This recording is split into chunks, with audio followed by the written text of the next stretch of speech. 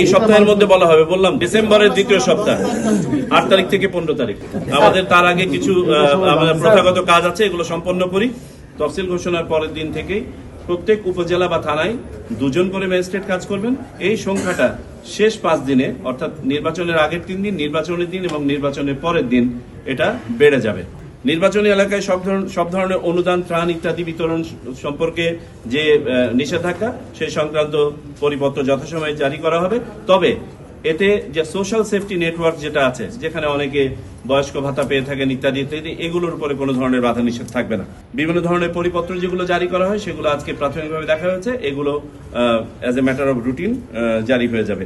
প্রচার সামগ্রী অপসারণের ব্যাপারে আমরা যেদিন তফসিল ঘোষণা করব, সাথে সাথে 48 ঘন্টা সময় দিয়ে সব ধরনের প্রচার প্রচারণা যেগুলো রাজনৈতিক দলগুলো ইতোমধ্যে করেছেন এবং ঝুলিয়েছেন, এগুলো সরাতে হবে এবং এগুলো না সরালে যথাযথ ব্যবস্থা গ্রহণ করা হবে নির্বাচনী আচরণবিধির আওতায়।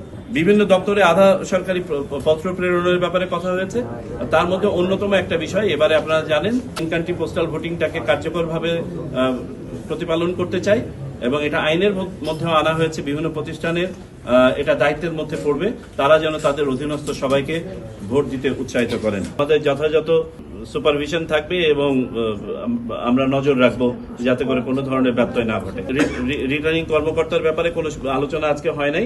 রিটার্নিং কর্মকর্তা সাধারণত আপনারা জানেন জেলা প্রশাসকরা হয়ে থাকেন, এর বাইরেও আমাদের কিছু প্রস্তাবনা আছে, সেগুলো নিয়ে আমরা আলোচনা করছি। এখানে যদি তবে কিছু রাষ্ট্রীয় জিনিস আছে যেগুলো এখানে কোনটা করা যায় না, অনুদান, আপনার বিভিন্ন ধরনের নতুন করে কোনো প্রকল্প গ্রহণ ইত্যাদি, যেগুলো চলমান প্রকল্প সেগুলো তো বাধাগ্রস্ত করার বা পরিকল্পিত প্রকল্প, সেগুলো নির্বাচন কমিশন বাধাগ্রস্ত করবে না।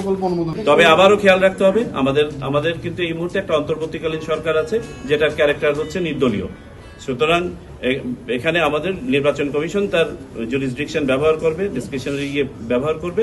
কোনো অবস্থাতে যেন চলমান উন্নয়ন কর্মকাণ্ড প্লাস আপনার পরিকল্পিত উন্নয়ন কর্মকাণ্ড যেন ব্যাহত না হয়। তো বাড়িয়েছি 7 দিন, 18 তারিখ পর্যন্ত ছিল, এটাকে বাড়িয়ে আমরা 25 তারিখ পর্যন্ত করেছি। আগে এলাকা ভিত্তিক করা ছিল, এটা আমরা পুরা বিশ্বে ওপেন করে দিয়েছি। সুতরাং পুরা বিশ্বে যে কোনো খান থেকে প্রবাসী বাংলাদেশি ভোটাররা আগামী 25শে ডিসেম্বর পর্যন্ত নিবন্ধন করতে পারবেন। আমাদের ফ্লোটা কোনখানে গিয়ে স্লো ডাউন হচ্ছে যেখানে সিলটা দেওয়া হচ্ছে সেইখানে।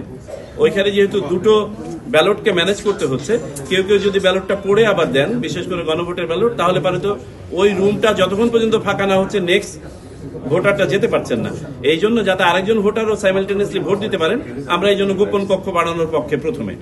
তারপরেও আমাদের গ্রামাঞ্চলে অনেক প্রতিষ্ঠান আছে যেখানে দুটো ইভেন এই গোপন কক্ষ লাগানোর মতো জায়গা নাই, সেখানে আমাকে হয়তো একটা টেম্পোরারি বুথই করা লাগতে পারে এটা। এবং আমরা এটা কালকে জানিয়ে দিচ্ছি আমাদের সকল অফিসকে, তারা এটার অ্যাসেসমেন্ট করে চূড়ান্ত করে